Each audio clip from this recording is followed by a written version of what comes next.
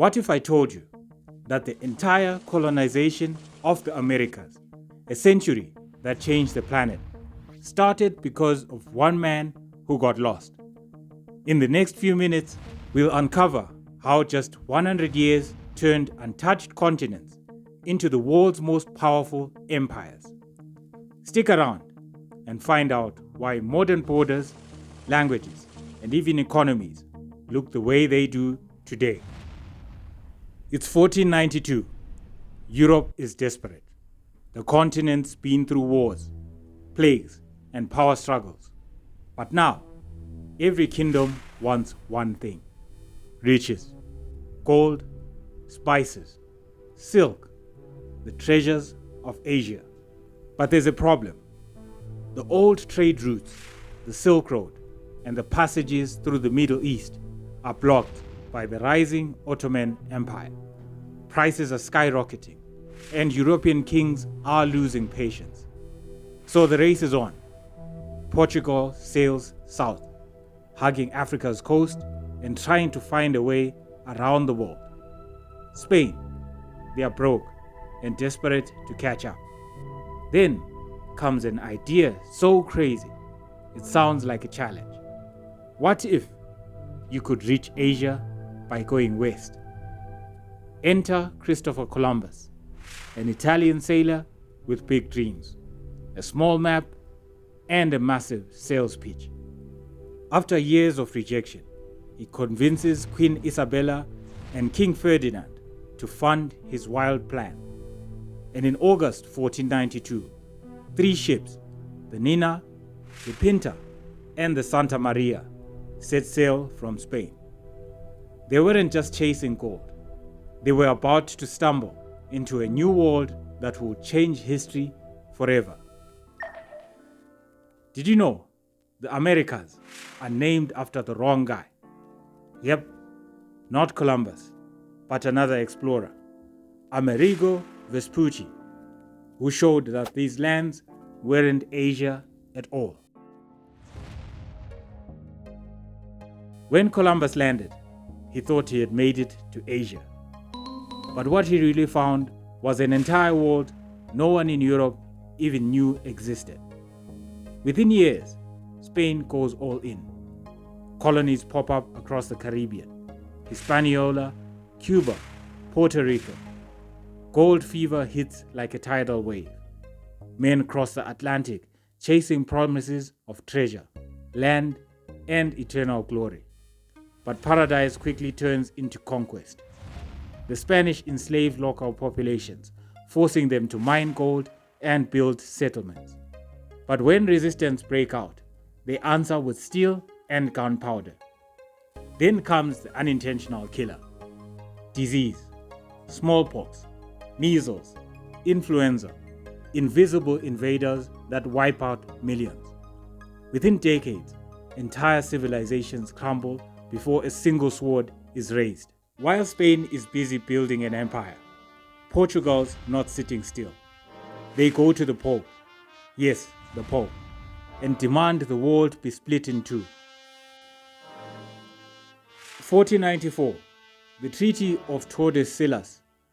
It divides the planet between Spain and Portugal. Like kids splitting a cake they haven't even baked yet. Spain gets the Americas. Portugal gets Africa, Asia, and a surprise slice of land called Brazil. Now it's official. 2 European powers own half the world, on paper at least. But what started as exploration quickly turns into domination. Spain's ships return home loaded with gold and silver, feeding a new kind of superpower and sparking a rush that every other nation wants in on. Europe has cracked open a continent, and the rest of the world, they are about to join the race. Interesting point. The first global time zones of control were literally drawn by the Pope. In 1494, the Treaty of Tordesillas split the planet between Spain and Portugal, even though neither had actually seen most of it yet. They divided the world before they'd even mapped it. Spain's discovery sets off a chain reaction. like nothing the world has ever seen.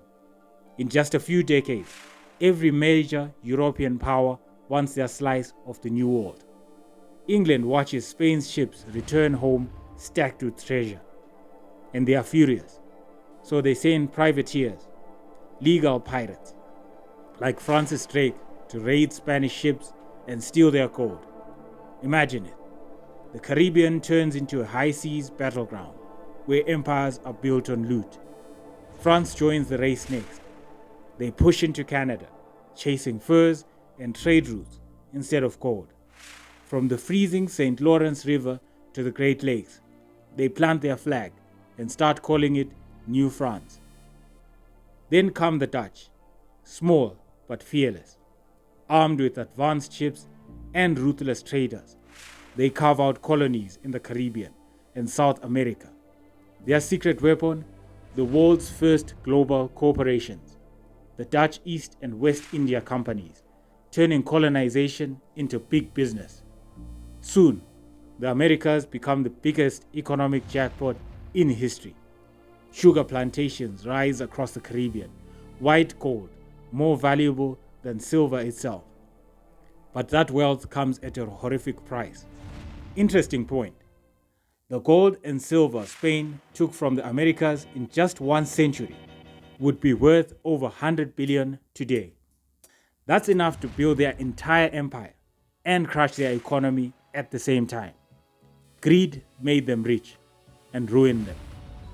To feed their growing empires, Europeans began transporting millions of enslaved Africans across the ocean, the start of the Atlantic slave trade. It becomes the backbone of colonies from Barbados to Brazil. Sugar, silver, and slavery, the unholy trinity that fuels Europe's rise and reshapes the world forever. By the mid-1500s, the race for the New World isn't about exploration anymore. It's about control, profit, and survival. And behind every empire's glory lies a story written in blood, gold, and ambition. Did you know? Silver from the Americas became the engine of the global economy. Spanish ships carried so much silver from mines in Mexico and Peru that it caused inflation across Europe and even reached China through trade. One continent's wealth literally changed the world's currency system. By 1592, just 100 years after Columbus set sail, Europe has carved up an entire hemisphere. Spain rules from Mexico to Peru. Portugal controls Brazil. France and England are planting flags across the North and the Caribbean.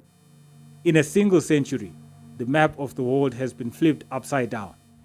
When Columbus discovered the New World, there were already 50 million people living there, more than all of Europe's major cities combined. He didn't find an empty world. He stumbled into entire civilizations. What started as a desperate search for spices became the foundation of modern power. Wealth, trade, language, religion, all written by this race for the New World. And the wildest part, it all began because one man got lost. The world map changed forever, and the ripples of that century will shape our borders, our cultures, and our lives today.